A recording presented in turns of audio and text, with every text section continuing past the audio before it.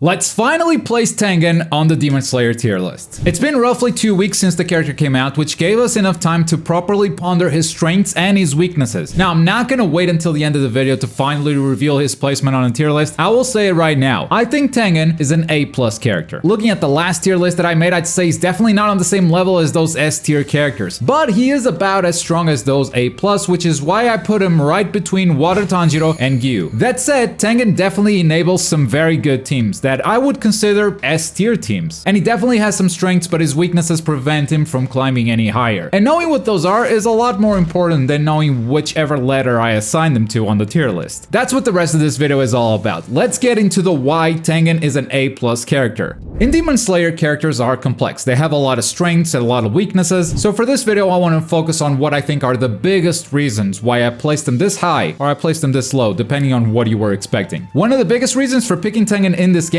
is his assist. Traditionally, assists in this game do very well on tier lists, simply because by existing on a team, they make everyone stronger. The whole reason why Murata is all the way up in A tier is his assists. Any character with Murata is a stronger character. That said, the team might suffer because if you're playing Slayers, you want to use switch tech, and if you switch to Murata, then you're playing a weaker character. And the reason why Nezuko is so high on this tier list is in large part because she is still the best assist in this game for winning neutral. So Tengen having one of the best assists available is one of the main points why he should sub so high on this tier list. The second strong point is his strong attack. Thanks to the range of this attack, he can play that strong attack mix-up like the best of them, even if he has to spend an extra bar to confirm into a combo. Not only that, if the opponent blocks this strong attack, it has so much hit stun and visual noise that you can switch into your second character and mix up your opponent from there. This strong attack wasn't very obviously a very good move when the character first came out, but in time, it became easily one of my favorites in the game. And for the final big strength that I chose to highlight for Tengen, we have to talk about the fireworks. Tengen's special moves create so much visual noise and they last for such a long time that you can switch from any of his moves into another character for some absolutely insane pressure. Now this is great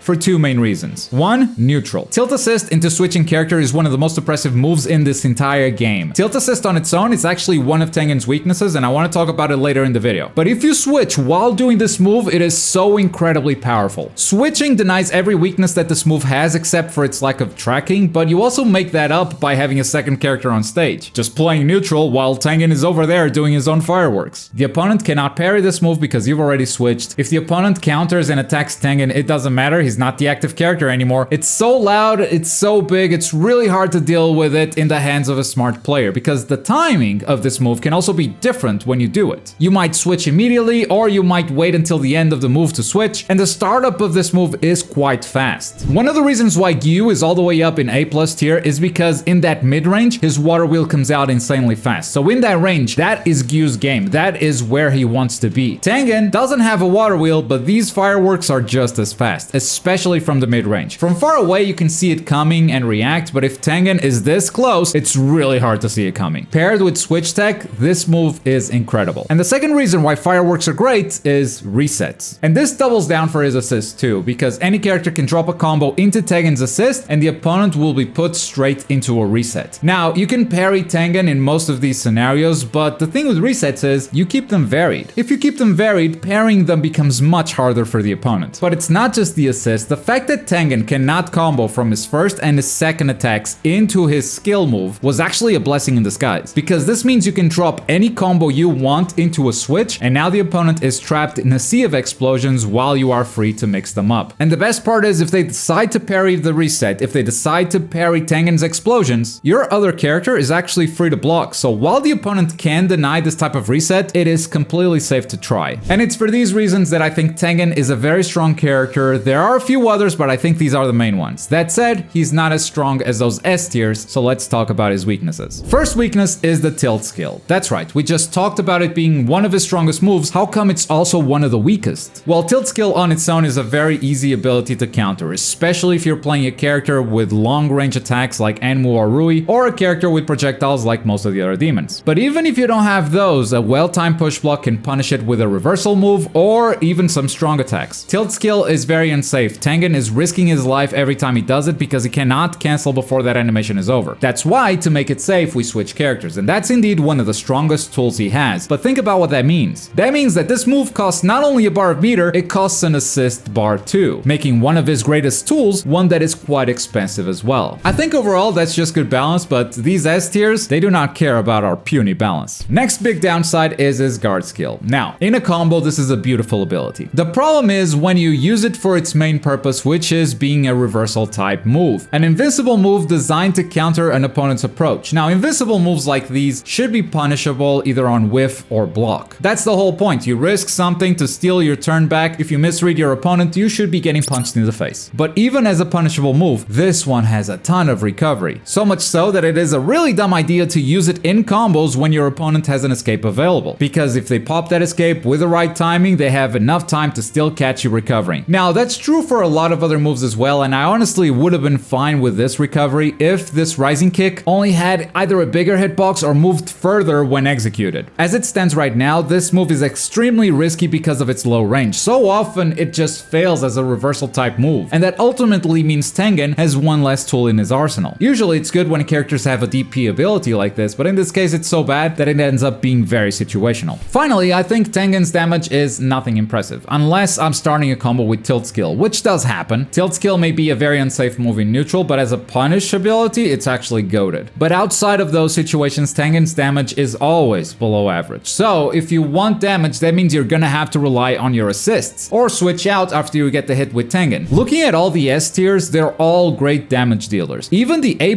characters right here, with the exception of Gyu, who only has big damage with Deadcom. Damage-wise, he's actually closer to a B tier character, and that's why I cannot see him climbing higher than A+ right now.